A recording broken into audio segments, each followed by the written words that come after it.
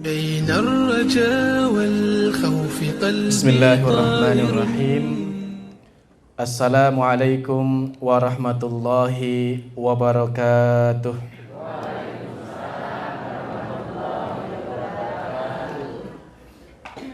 Alhamdulillahi wa kafa, wassalatu wassalamu ala nabiyyina wa habibina Muhammad al-Mustafa wa ala alihi wa ashabihi wa man tabi'al huda.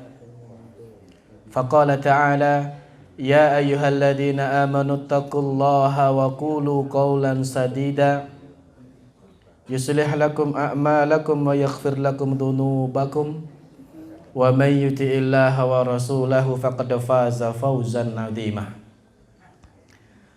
Amma ba'd, subhanakallahumma la ilma lana illa ma 'allamtana wa la sahla illa ma ja'altahu sahla. Rabbana zidna ilman nafi'a warzuqna fahma. Bapak-bapak dan ibu-ibu serta kaum muslimin wal muslimat yang semoga dirahmati Allah Subhanahu wa taala. Alhamdulillah, mari kita selalu berusaha memperbaiki rasa syukur kita pada Allah yang telah memberikan aneka macam kenikmatan kepada kita. Nikmat yang tidak ada seorang pun sanggup menghitungnya. Nikmat yang nampak maupun yang tidak nampak. Nikmat yang kecil apalagi yang besar, agar kemudian kita dipantaskan untuk menerima tambahan demi tambahan dari nikmat Allah Subhanahu wa taala. Pagi hari kita tahu bersama merupakan awal bagi mayoritas manusia mengawali aktivitasnya. Dan kita bersyukur kepada Allah Azza wa Jal, sebagai seorang muslim diajarkan untuk mengawali pagi dengan aneka macam kebaikan. Mulai dari bangun tidur, kita diajarkan untuk berzikir kepada Allah dengan membaca doa Alhamdulillahilladzi ahyana ba'da ma amatana wa ilaihin nusyur. Kemudian kita masuk ke kamar mandi, ke WC juga dengan adab-adab yang Nabi ajarkan. Setelah itu kita sholat subuh, dan setelah subuh kita zikir, dan pagi ini kita lanjutkan lagi kebaikan itu dengan bermajlis, yang di dalam majlis ini kita mengkaji ilmunya Allah Subhanahu wa ta'ala. Ada sebagian orang yang mengawali pagi langsung dengan aktivitas dunia. Bahkan ada juga sebagian orang mengawali pagi justru dengan bermaksiat pada Allah Subhanahu wa taala, waliyadzubillah. Maka kita bersyukur kepada Allah bahwa kita diberikan taufik untuk dapat mengawali pagi kita dengan kebaikan. Kalau dahulu para orang-orang soleh terdahulu mengawali pagi itu bukan dari waktu subuh. Bukan. Bahkan mereka mengawali pagi mereka dengan bangun sepertiga malam terakhir. Ya. Sebelum subuh mereka sudah bangun, kemudian qiyamul lail, bermunajat, membaca Quran, berzikir dan berdoa. Berdua-duaan dengan Allah Subhanahu wa taala. Dikisahkan wabil asharihum yastaghfirun. Di waktu sahur mereka itu beristighfar kepada Allah, meminta ampun kepada Allah Subhanahu wa taala. Dan Allah perintahkan wa minal laili fatahajjad bihi nafilatan lak asa ay yab'atsaka rabbuka maqaman mahmuda.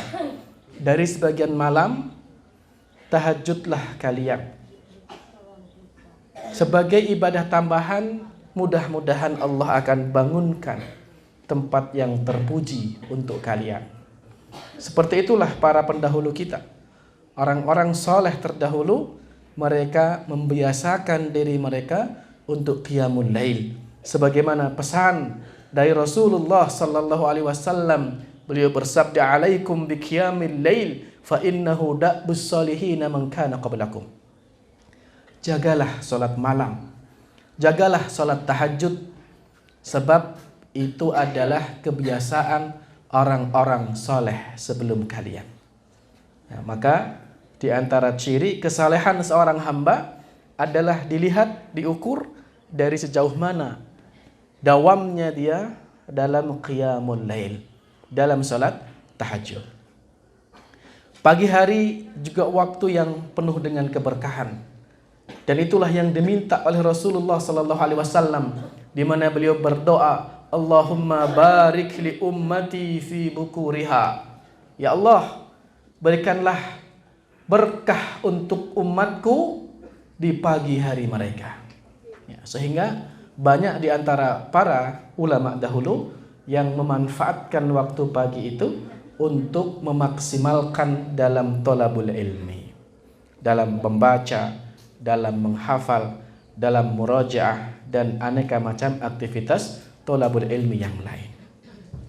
Jamaah sekalian rahimakumullah, pagi ini kita akan mengkaji satu hadis dari Rasulullah sallallahu alaihi wasallam. Yang hadis ini menjadi pelajaran yang sangat berharga sebagai bekal dalam kehidupan kita sebagai seorang muslim. Saya bacakan hadisnya, lalu kita terjemahkan, kemudian kita kaji pelajaran-pelajaran yang dapat kita ambil dari hadis ini.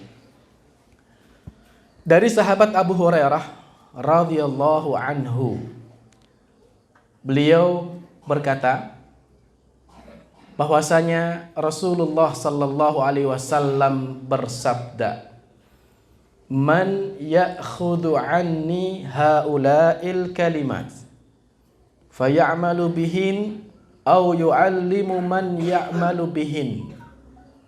Siapakah di antara kalian yang mau mengambil kalimat-kalimat ini dariku, kata Rasulullah sallallahu alaihi wasallam, kemudian dia mengamalkannya, atau dia mengajarkan kepada orang lain agar mengamalkan kalimat-kalimat tersebut. Faqala Abu Hurairah, "Ana ya Rasulullah." Maka Abu Hurairah berkata, "Saya ya Rasulullah." Fa akhadha bi yadi wa adda khamsa. Lalu Rasulullah sallallahu alaihi wasallam memegang tangan Abu Hurairah dan beliau berpesan dengan 5 wasiat, 5 perkara. Yang pertama, beliau bersabda, "Ittaqil maharim takun a'badan nas. Warda bima qasamallahu laka takun aghnan nas. Wa ahsin ila jarika takun mu'mina. Wa ahibba lin nasi ma tuhibbu li nafsik takun muslima. Wa la tukthir ad-dhahik fa inna kasratad dhahik tumitul qalba." 5 hal yang disampaikan Rasulullah sallallahu alaihi wasallam. Yang pertama, ittaqil maharim takun a'badan nas. Jauhilah olehmu hal-hal yang diharamkan Allah, maka kamu akan jadi orang yang paling ahli ibadah. Yang kedua, warda bima qasamallahu laka takun aghnan nas. Ridalah dengan apa-apa yang Allah berikan kepadamu, maka kamu akan jadi orang yang paling kaya. Yang ketiga, wa ahsin ila jarika takun mu'mina. Berbuat baiklah dengan tetanggamu, maka kamu akan jadi orang beriman yang sejati. Yang keempat, wa ahibba linnas ma tuhibbu li nafsik takun muslima. Cintailah untuk saudaramu apa-apa yang engkau cintai untuk dirimu sendiri, maka engkau akan jadi seorang muslim yang sejati. Dan yang kelima, beliau berpesan, wala tuksirid dhahik fa inna kathratad dhahik tumitul qalba. Jangan engkau banyak tertawa, sebab banyak tertawa itu dapat mematikan hati. Jamaah sekalian yang dimuliakan Allah Subhanahu wa taala. Dari hadis ini banyak sekali faidah-faidah yang dapat kita ambil. Yang pertama, bahwa Abu Hurairah radhiyallahu anhu menceritakan pada suatu hari ketika Nabi bersama dengan para sahabat dalam sebuah majelis, Nabi bertanya, "Man ya'khudhu anni haula'il kalimat?" Siapakah yang bersedia, siapakah yang mau mengambil kalimat-kalimat ini dariku? Nabi menawarkan ilmu. Nabi menawarkan ilmu. Kemudian kata Nabi, fayamalu bihin au yu'allimu man ya'malu bihin. Untuk apa ilmu itu? Agar dia mengamalkan ilmu-ilmu tersebut dan atau mengajarkan pada orang lain sehingga bisa mengamalkan. Maka jemaah sekalian, tujuan utama dari thalabul ilmi adalah untuk diamalkan. Ya, tujuan utama kita ngaji, tujuan utama kita belajar adalah untuk diamalkan. Jadi ilmu bukan sekedar konsumsi otak kita, bukan kumpulan-kumpulan maklimat yang melekat di kepala kita, atau banyak-banyaknya gelar yang menempel di belakang nama kita atau di depan nama kita, bukan. Tapi tujuan daripada ilmu yang kita pelajari adalah untuk diamalkan. Karena ilmu jika tidak diamalkan maka tidak ada manfaatnya. Ulama kita mengatakan al-ilmu bila amalin kasyajarah bila thimar. Ilmu yang tidak diamalkan ibarat pohon tapi tidak berbuah. Dan balasan yang didapatkan seorang hamba dari Allah Subhanahu wa taala itu bukan karena ilmunya, tetapi karena apa yang dia amalkan dari ilmunya itu. Allah memberikan balasan kenikmatan surga, pahala kepada hamba bukan karena ilmu yang dimiliki, bukan karena ilmu yang diketahui, tetapi dari seberapa banyak amal yang telah dilakukan dari ilmunya itu. Allah berfirman dalam banyak ayat, di antaranya surat Al-Mursalat, "Kulu washrabu hani'am bima kuntum ta'malun." Makan dan minumlah di surga dengan penuh kegembiraan. Jazaa'an bima kuntum ta'malun. Sebagai balasan dari apa-apa yang kalian amalkan. Bukan ta'lamun, bukan yang kalian ketahui, bukan, tapi yang kalian amalkan. Kemudian berikutnya, setelah ilmu itu kita amalkan, kewajiban berikutnya adalah bahwa ilmu yang telah kita ketahui untuk kita ajarkan. Sehingga saudara-saudara kita juga bisa mengamalkan dari apa yang telah kita pelajari tersebut. Ini tujuan utama dari thalabul ilmi. Kemudian jemaah sekalian, setelah Nabi menawarkan kalimat tadi, Abu Hurairah radhiyallahu anhu orang pertama yang menyanggupi pesan Rasulullah sallallahu alaihi wasallam. Ana ya Rasulullah, saya ya Rasulullah. Maka di sini menunjukkan keutamaan sahabat Abu Hurairah radhiyallahu anhu.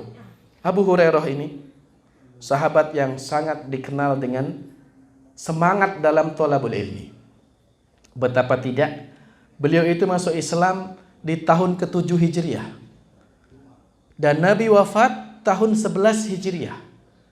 Kebersamaan Abu Hurairah dengan Rasulullah sallallahu alaihi wasallam kurang lebih hanya 3,5 tahun saja.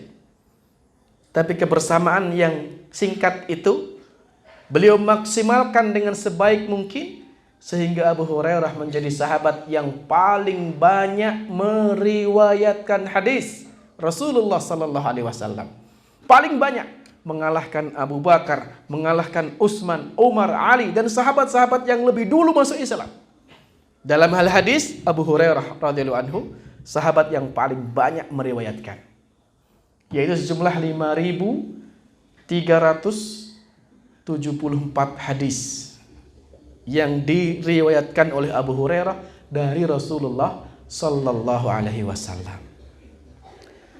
Abu Hurairah menceritakan, fa akhadha biyadi, Nabi memegang tanganku, wa adda khamsa, lalu menyebutkan 5 perkara, 5 wasiat. Di sini ada sebuah pelajaran, salah satu metode pendidikan Rasulullah sallallahu alaihi wasallam, bahwa ketika Nabi memegang tangan Abu Hurairah, tujuannya adalah supaya Abu Hurairah benar-benar memperhatikan apa yang akan disampaikan. Dipegang tangannya. Setelah dipastikan Abu Hurairah siap mendengarkan, baru Rasulullah sallallahu alaihi wasallam menyebutkan 5 wasiat yang sangat penting tadi. Yang pertama, Nabi bersabda, ittaqil maharim takun a'badan nas. Jauhilah olehmu hal-hal yang diharamkan Allah, maka kamu akan jadi ahli ibadah. Ya. Orang yang paling ahli ibadah. Bapak Ibu sekalian yang dimuliakan Allah Subhanahu wa taala, bahwa kita tahu bersama diciptakan oleh Allah untuk beribadah. Wa ma khalaqtul jinna wal insa illa liya'budun. Namun ada yang perlu kita pahami, bahwa yang namanya ibadah itu bukan sekedar melaksanakan perintah Allah. Namun ibadah itu juga bermakna menjauhi larangan-larangan Allah. Dan bahkan dalam hadis ini Nabi menyebutkan, jauhi hal-hal yang diharamkan Allah, kamu akan jadi orang yang paling ahli ibadah. Sehingga jamaah sekalian, kualitas ibadah seorang hamba itu bukan semata dilihat dari seberapa banyak dia melaksanakan ketaatan kepada Allah. Bukan cuma sekedar dilihat seberapa sering dia ke masjid, seberapa sering dia menghadiri majelis ilmu, seberapa lembar dari mushaf Al-Quran yang dia baca. Tapi kualitas ibadah seorang hamba juga dilihat dari seberapa banyak, seberapa jauh larangan-larangan Allah yang dia tinggalkan.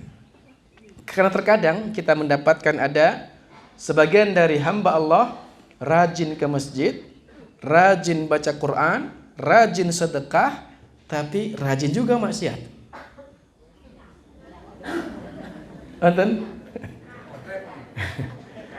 Maka ini belum bisa dikategorikan sebagai ahli ibadah. Oke. Rajin ke masjid ada, di masjid taklim ada, tapi di satu sisi lain dia juga menerjang larangan-larangan Allah.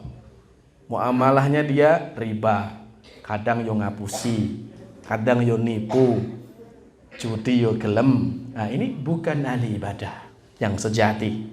Ahli ibadah yang sejati, di samping melaksanakan perintah Allah, dia juga menjauhi larangan Allah. Ini diantara makna takwa. Ya. Takwa, diantara makna takwa yang paling mudah untuk dijelaskan adalah imtithalu awamirihi wajtinabu nawahih. Ya. Mentaati perintah-perintah Allah dan menjauhi larangan-larangan Allah.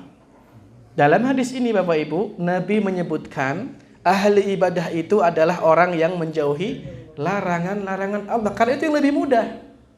Itu yang lebih mudah Bapak Ibu. Kalau kita mau kalkulasi, melaksanakan perintah Allah dan menjauhi larangan Allah, abad pundi? Bapak-bapak. Abad pundi? Mana lebih berat? Menjauhi larangan Allah atau melaksanakan perintah Allah? Mana lebih berat? Abad kabeh. Ya, memang semua berat, tapi mana yang lebih ringan? Lebih ringan melaksanakan perintah Allah atau lebih ringan menjauhi larangan? Menjauhi larangan Allah lebih ringan toh? Atau berat? Berat. Biasanya. Baik. Baik.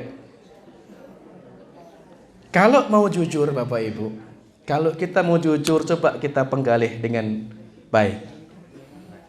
Asli nih, menjauhi larangan itu lebih ringan. Menjauhi larangan itu lebih mudah dibandingkan melaksanakan perintah. Sebab menjauhi larangan itu kan nggak pakai modal. Nggak pakai modal. Saat ini larangan apa yang berat coba? Menjauhi larangan itu ringan. Misalkan apa contoh mabuk. Ya kayak orang tuku. Serang mabuk. Ibarat kasarnya. Paling mudahnya, jenengan merem wae ora maksiat kok niku. Gitu. Jadi kita itu tidur aja itu sudah enggak maksiat tuh, enggak ada dosa itu. Tapi kalau melaksanakan perintah, berat. Berat.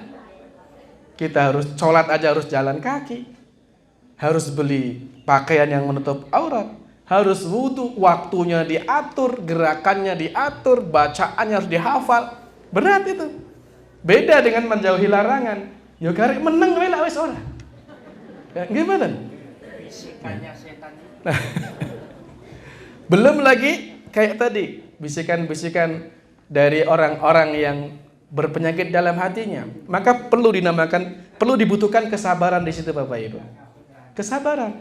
Ketika kita melaksanakan perintah Allah, menjauhi larangan Allah, itu pasti akan ada cobaan, akan ada ujian. Sering kadang kita mendengar baru kita mau rajin ke masjid, rajin ngaji, nutup pakaian dengan sempurna auratnya, orang komentar, sok suci, gimana? Sok Islami, gimana? Iya, itu kadang muncul seperti itu. Wong Arab ning masjid kok dadak dionekke sok Islami. Wong arep berpakaian untuk aurat kok dituduh dengan sok suci. Kalau seperti itu Bapak Ibu, tidak usah kemudian kita kecil hati. Jangan. Ampun kecil hati. Wong tujuan kita mencari ridho Allah kok. Kalau kita ke masjid, tutup aurat, bermuamalah dengan syar'i, dibilang orang yang sok suci, ya balas aja. Kalau saya sok suci, kamu sok najis.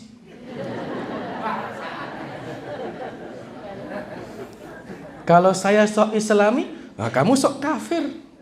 Pilih pundi? Saya jadi teringat, saya dulu pernah, ini kisah pribadi. Saya dulu pernah baca hadis bahwa Rasulullah SAW bersabda untuk laki-laki, khusus laki-laki nih Pak, khusus pejantan.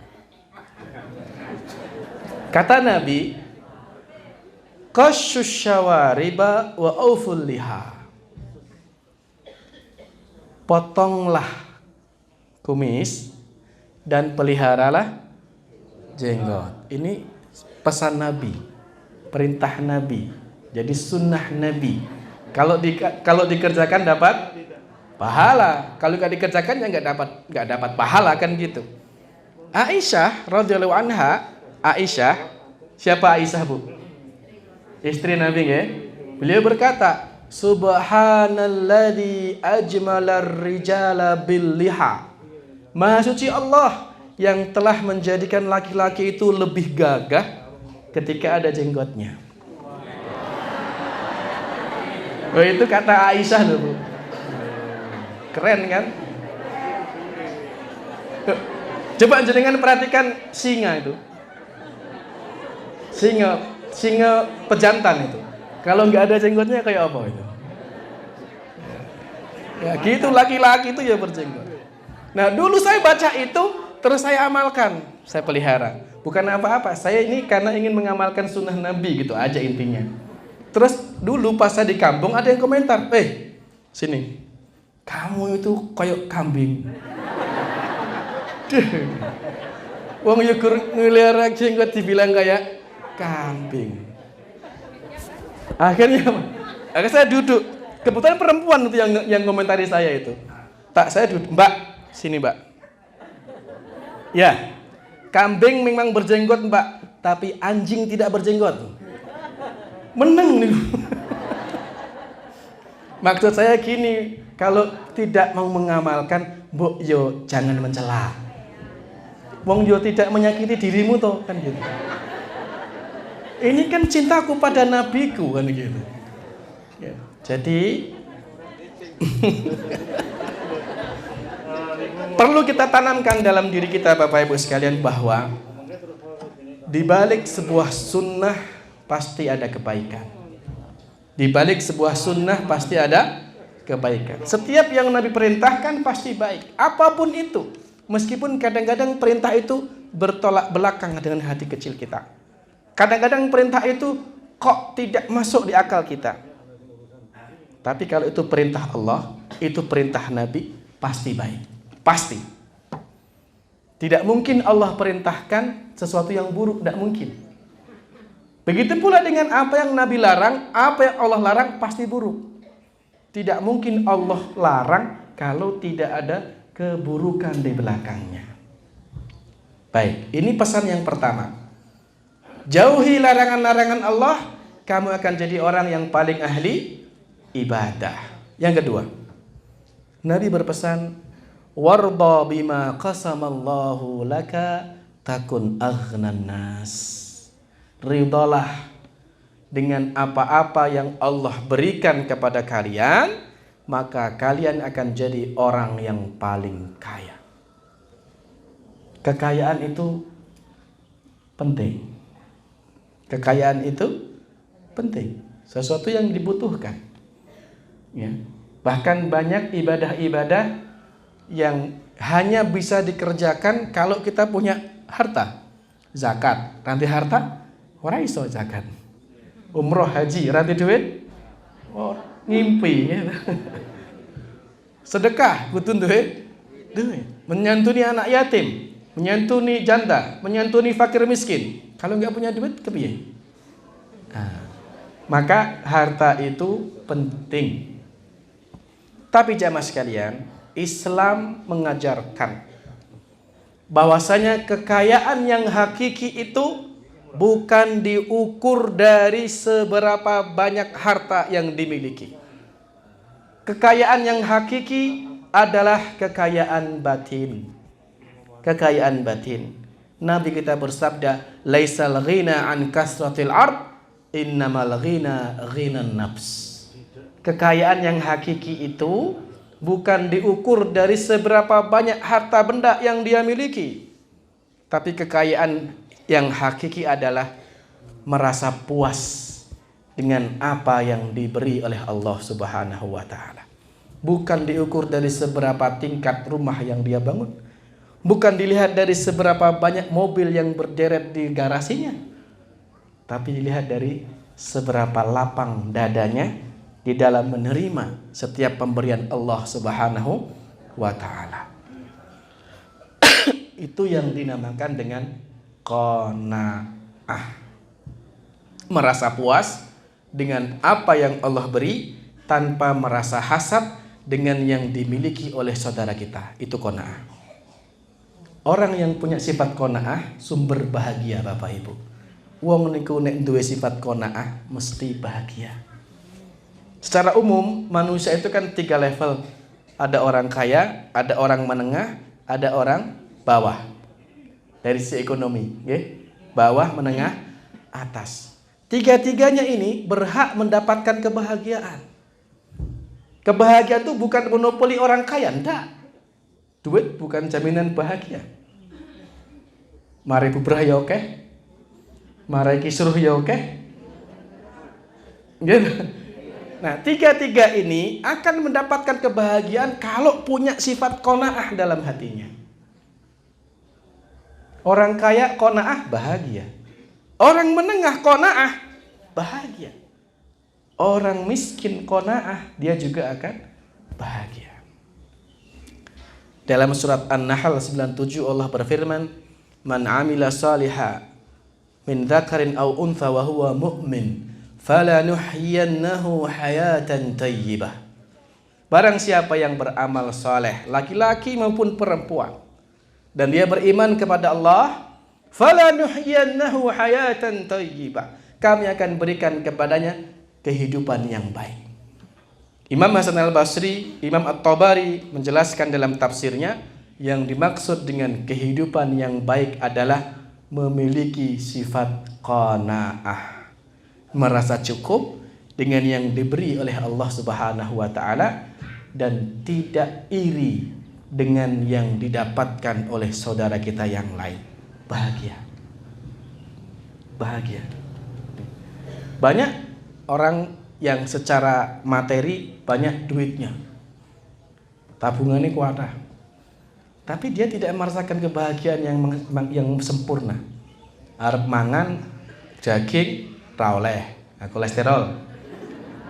Arep mangan udang cumi-cumi ora oleh, darah tinggi. Bahagiane ning ndi? Ya. Ya, ada orang seperti itu. Ada juga orang yang pernah mengeluh, Ustaz, kok susah tidur ya? Padahal rumahnya ber-AC, kasurnya spring bed, turu ra iso. Enggak bahagia. Maka kita ini diajarkan sifat qanaah, merasa puas dengan yang Allah beri kepada kita tanpa sifat iri yang dimiliki oleh saudara kita. Ini yang kedua. Yang ketiga, Nabi bersabda, wa ahsin ila jarika takun mu'mina. Berbuat baiklah dengan tetanggamu, maka kamu akan jadi seorang beriman yang sejati. Berbuat baik dengan tetangga, Bapak Ibu. Islam mengajarkan korelasi antara iman dengan akhlak. Ya, iman dengan akhlak. Semakin tinggi level keimanan seorang hamba, berbanding lurus dengan semakin santun akhlaknya. Wong niku nek akidahe bener, akidahnya lurus, semakin bagus akhlaknya. Banyak hadis-hadis yang menyebutkan hubungan antara iman dengan akhlak. Contohnya misalnya Nabi bersabda, man kana yu'minu billahi wal yaumil akhir falyakul khairan aw liyasmut. Barang siapa yang beriman pada Allah dan hari akhir, hendaklah dia bicara yang baik atau dia diam. Bicara yang baik, lafadznya baik, pilihan katanya yang paling baik, bahkan intonasinya pun dia pilih yang baik, dan bahkan akibat dari apa yang dia ucapkan pun dia pikirkan. Nek arep ngomong, kira-kira bareng ngomong mengko dadi iki seru mending meneng. Mikir sebelum ngomong niku, ya. Jadi diajarkan seperti itu. Kalau kira-kira akibat yang akan ditimbulkan dari ucapanmu bisa berpotensi mendatangkan madarat, lebih baik diam. Falyakul khairan au liyasmut. Ini sabda Nabi.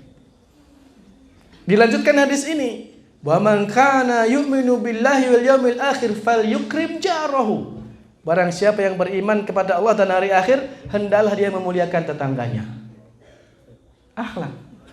Memuliakan tetangga bagian dari ciri keimanan seorang hamba. Bahkan Nabi kita pernah bersabda, wallahi la yu'min, wallahi la yu'min, wallahi la yu'min. 3 kali Nabi bersumpah, demi Allah tidak beriman, demi Allah tidak beriman, demi Allah tidak beriman. Siapa ya Rasulullah? Man la ya'manu jaruhu bawa'iqahu.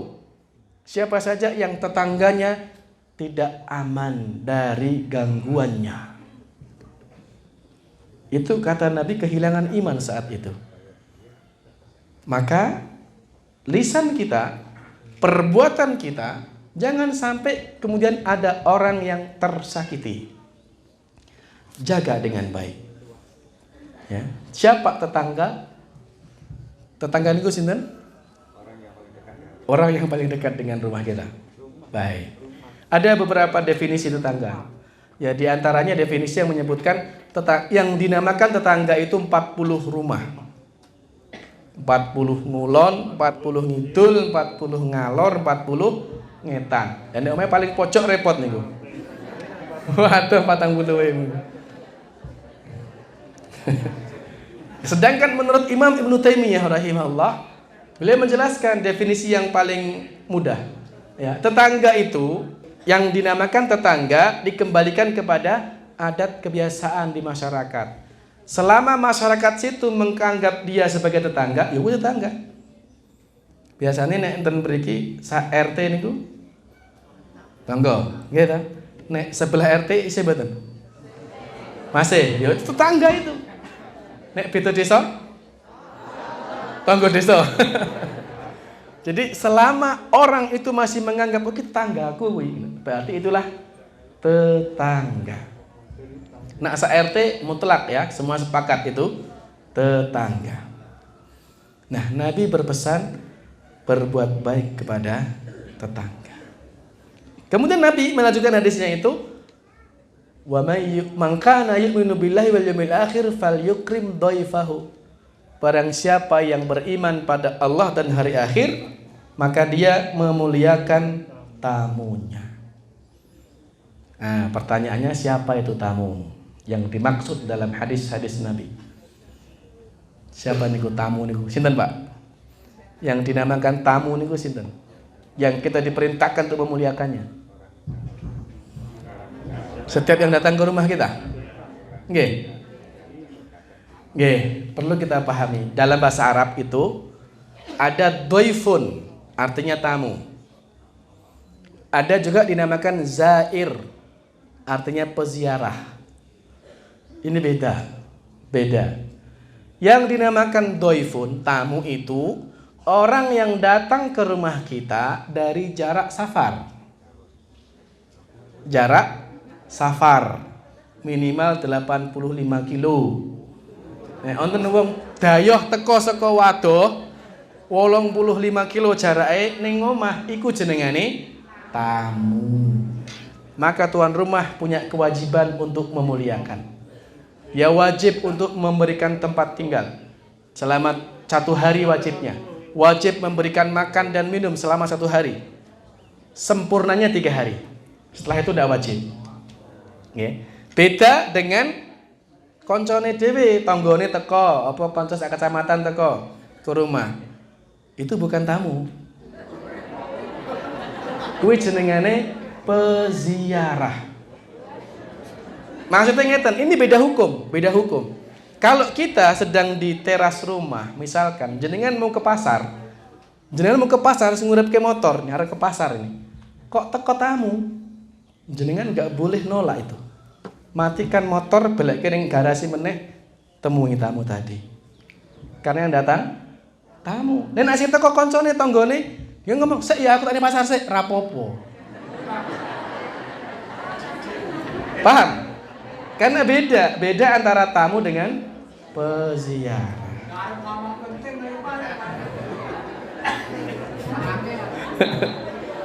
Nah, nek jenengan itu bukan tamu, yo jangan merasa jadi tamu. Kudu metu wedange, kudu metu segane, enggak harus. Nek tamu yo berhak meminta gitu. Nek Bandung lo gandeng niku pirang kilo, Bu? 2 kilo ya, berarti untuk tamu ini. Pantas ora ana wedange.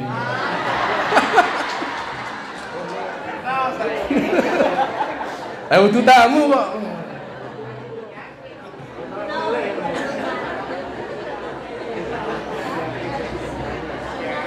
Guyon lho, Pak.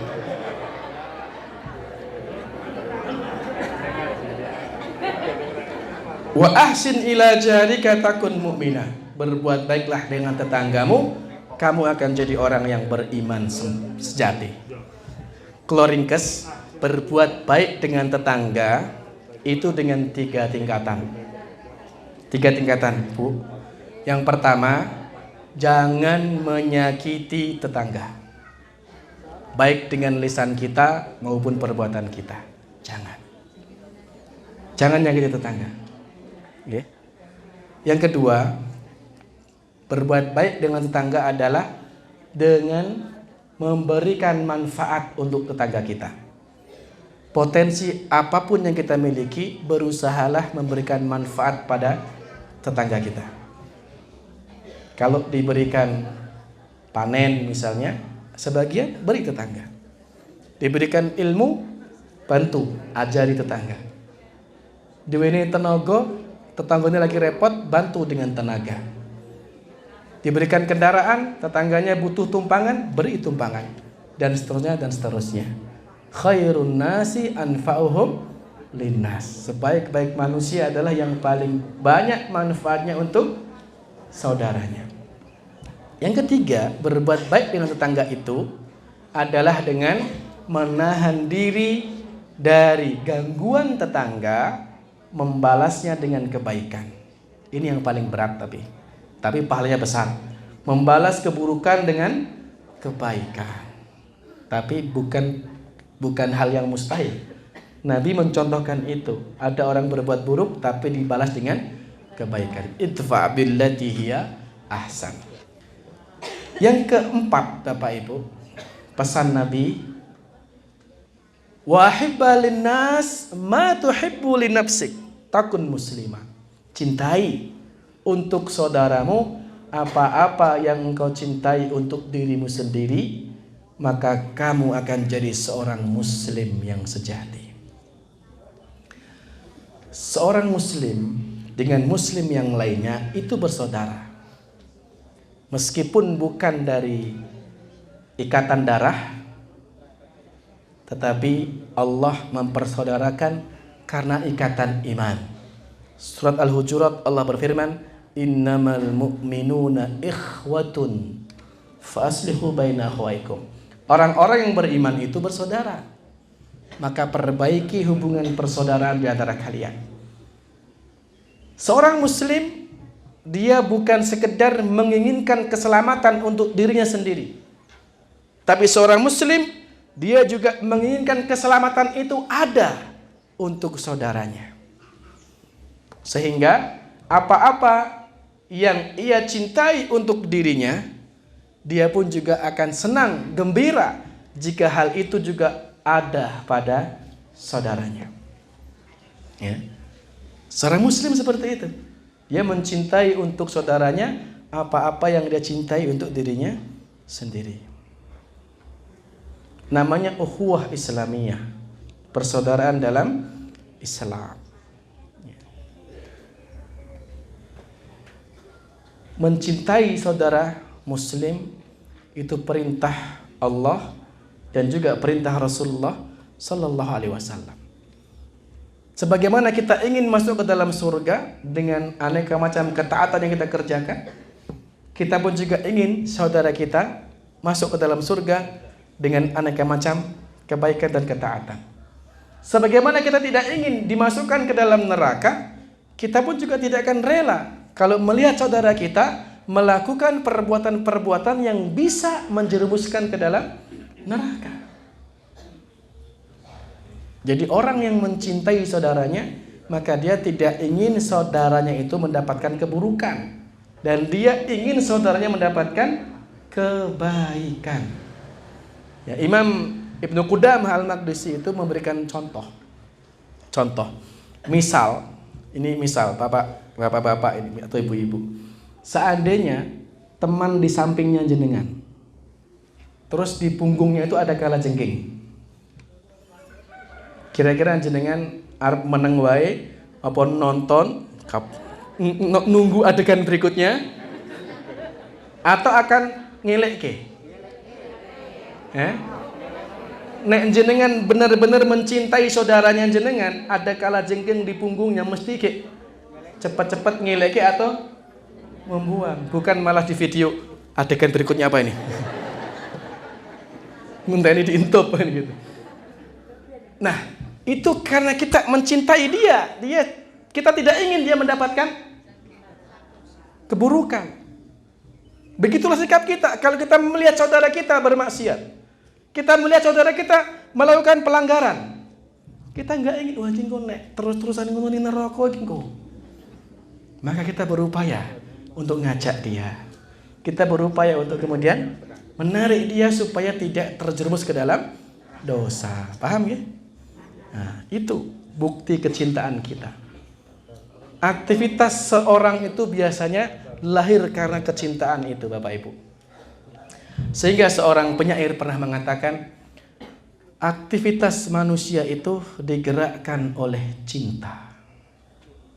Dengannya seseorang bisa mendapatkan derajat yang mulia, dan karenanya seseorang bisa terjerumus ke dalam lembah binasa. Tergantung dari siapa yang dicinta, motif yang membuatnya jatuh cinta, dan bagaimana dia merefleksikan cinta. Dunia bukanlah akhir dari perjalanan cinta. Bahkan buah cinta yang sebenarnya akan didapatkan di saat manusia dikumpulkan di tempat yang sama. Itulah pengadilan cinta. Maka berbahagialah bagi sepasang kekasih yang menjadikan Islam sebagai pondasi cinta, akan dikumpulkan bersama di dalam surga. Sembilan ini pora ya. Itu kalau kita mencintai karena Allah Subhanahu wa taala, maka seperti itulah kita ingin kebaikan itu ada bukan hanya pada kita, tapi pada orang-orang yang kita cintai itu, jamaah sekalian. Ini perlu untuk kita pahami. Dan yang terakhir dari hadis ini, Nabi kita bersabda, "Wala tuksirid dhahik fa inna kathratad dhahik tumitul qalba." Jangan engkau banyak tertawa, sebab banyak tertawa dapat mematikan hati. Nabi itu orang yang menggembirakan, orang yang sangat dekat dengan semua kalangan para sahabat. Nabi di dalam bermuamalah dengan para sahabat, beliau kadang tersenyum, kadang tertawa. Namun tersenyum dan tertawanya Nabi tidak melampaui batas. Boleh tersenyum, boleh tertawa, boleh bercanda, boleh guyon, tapi ingat, sesuai pada tempatnya tanpa berlebihan. Karena tertawa yang berlebihan dapat mematikan hati, Bapak Ibu. Dan hati adalah organ yang paling penting dalam tubuh seorang manusia. Nabi kita mengatakan, "Ala inna fil jasadi mudghah." Ketahuilah, dalam tubuh seseorang itu ada segumpal darah. Idza saluhat sulihal jasadu kulluhu wa idza fasadat fasadal jasadu kulluhu. Kalau ia baik, akan baik seluruh tubuhnya. Tapi kalau dia buruk, akan buruk pula seluruh tubuhnya. Ala wahya al-qalbu. Ketahuilah, segumpal darah itu adalah hati. Hati. Maka kesehatan hati, kebersihan hati, kehidupan hati perlu untuk kita upayakan, perlu untuk kita jaga. Jagalah hati, jangan kau sakiti. Kita harus evaluasi hati kita. Imam Ibnu Qayyim menjelaskan hati itu terbagi 3. Hati yang sehat, hati yang sakit, hati yang mati. Hati yang sehat cirinya adalah hati yang mudah dalam melaksanakan perintah Allah, mudah juga menjauhi larangan Allah. Tidak aneka macam ketaatan kepada Allah, ringan hatinya menyambut.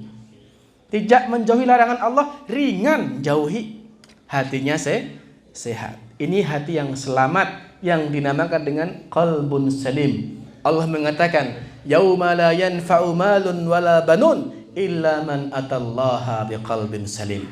Pada hari yang tidak lagi bermanfaat harta-harta maupun anak keturunan, kecuali orang yang mendatangi Allah dengan hati yang selamat.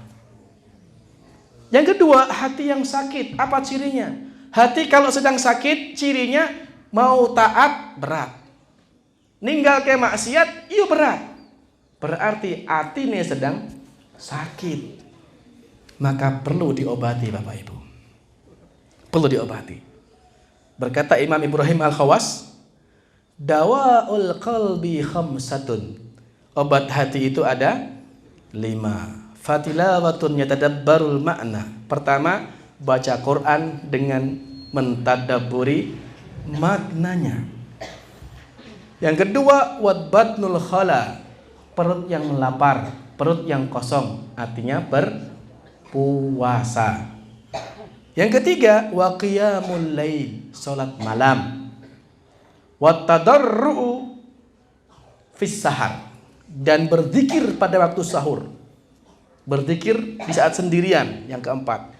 Dan yang kelima, wa mujalatus sholihin al fadla, bermajlis dengan orang-orang yang kita yakini kesolehannya, yang kita yakini keutamaannya. Biasanya ini doa apal, obat hati ada 5 perkaranya, ya kan? Itu perkataan ulama itu. Ibrahim Al-Khawas tadi. Obat hati ada 5. 1, baca Quran dengan maknanya. 2, berpuasa. 3, qiyamul lail, tahajud. Yang 4, zikir malam yang lama. Dan 5, bermajelis dengan orang-orang soleh. Nah, Bapak Ibu sekalian, kita ini kalau menyadari banyak dosa kita dan amal kita sedikit, rumangsa mboten? Kalau kita ini rumangsa dosane akeh, ke amale sithik, itu rasopan nek gur kakean guyu. Seharusnya kita ini banyak menangis. Ya, dalam surat At-Taubah Allah berfirman, "Falyabku katsira walyadhaku qalila walyabku katsira jazaa'an bima kanu yaksibun." Hendaknya mereka itu sedikit tertawa dan banyak menangis akibat dari perbuatan yang mereka lakukan. Mudah-mudahan Allah Subhanahu wa taala berikan taufik kepada kita semua untuk bisa melaksanakan ketaatan demi ketaatan kepada Allah tanpa jeda dan menjauhi aneka macam larangan-larangan Allah yang tercela. Bismillahirrahmanirrahim. Alhamdulillahirabbil alamin. Hamdan syakirin, hamdan na'imin, hamdan yu'afi ni'amahu yakafi mazidah, ya dal jalali wal ikram. Allahumma ighfir li jami'il muslimina wal muslimat wal mu'minina wal mu'minat al ahya'i minhum wal amwat, innaka sami'un qaribun mujibu da'wat, wa ya qadiyal hajat, rabbana ighfir lana dhunubana wa liwalidayna warhamhuma kama rabbayana shighara. Allahumma inna nas'aluka al-huda wat tuqa wal afafa wal ghina ya rabbal alamin. Rabbana hab lana min azwajina wa dhurriyyatina qurrata a'yun waj'alna lil muttaqina imama. Rabbana hab lana minas salihin. Rabbana hab lana minas salihin. Rabbana hab lana minas salihin. Rabbana hab lana min ladunka dzurriyyatan thayyibah ya rabbal alamin. Rabbana atina fid dunya hasanah wa fil akhirati hasanah wa qina adzaban nar wa qina adzaban nar. Subhana rabbika rabbil izzati amma yasifun wa salamun alal mursalin walhamdulillahi rabbil alamin. Wa akhir da'wana wassalamu alaikum warahmatullahi wabarakatuh.